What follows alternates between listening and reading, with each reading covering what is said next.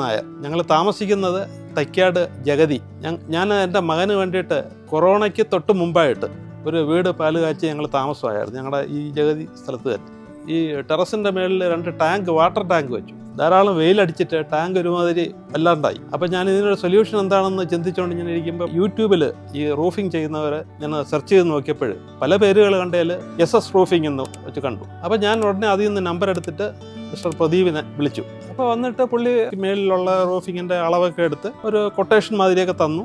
Correct പറഞ്ഞ ദിവസത്തിനകത്ത് complete പുള്ളി ചെയ്ത് തരികയും.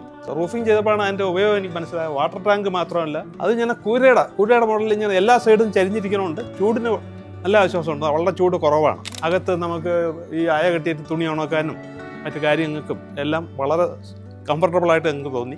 2020 ചെയ്ത വർക്ക് ഇപ്പോൾ 2025 എത്തി നിൽക്കുമ്പോഴും വളരെ കംഫർട്ടബിളാണ് ആ വർക്കിനെ പറ്റി. എനിക്ക് യാതൊരു പരാതിയോ വേറെ ഒന്നുമില്ല, ഒരു ലീക്കോ അങ്ങനെ ഉള്ളതൊന്നുമില്ല. ആ ഒരു എക്സ്പീരിയൻസ് ഉണ്ട്. എൻ്റെ ഫ്രണ്ടിലൊരു വീടുണ്ട്, ഞങ്ങൾ നേരത്തെ പഴയ വീടാണ് കുറച്ച്. അപ്പോൾ അവിടെ ഇതുപോലെ റൂഫിംഗ് ചെയ്തിട്ടില്ലായിരുന്നു. മറ്റേ കാർ ഷെഡിൻ്റെ മേളിൽ കുറച്ച് എക്സ്റ്റെൻഡ് ചെയ്തിട്ട് ഒരു റൂഫിംഗ് കൂടെ ചെയ്തിട്ട് അവിടെ ഈ മറ്റേ അലൂമിനിയം ഫാബ്രിക്കേഷൻ വർക്ക്, അപ്പോൾ അതും പുള്ളി ചെയ്യുന്നുണ്ടെന്ന് പറഞ്ഞു. എനിക്കറിയില്ലായിരുന്നു അത് ചെയ്യുന്നുണ്ട്. അതും വളരെ ഗംഭീരമായിട്ട് തന്നെ ചെയ്തത്. എല്ലാ വർക്കും എല്ലാം വളരെ ഗംഭീരമായിരുന്നു, വളരെ നല്ല രീതിയിലായിരുന്നു, നല്ല പെരുമാറ്റമായിരുന്നു. എൻ്റെ നൈബറായിട്ടും എൻ്റെ പരിചയക്കാരായിട്ടും പലരും എന്നോട് ചോദിച്ചു. ഞങ്ങൾ റോഡ് സൈഡാണ് ഞങ്ങൾ താമസിക്കുന്നത്. അപ്പോൾ എന്നോട് ചോദിച്ചു ഇത് ആരാണ് ഇത് ചെയ്തത്. അപ്പോൾ ഞാൻ പറഞ്ഞു SS റൂഫിങ്സ് ആണ് അത് ചെയ്തത്.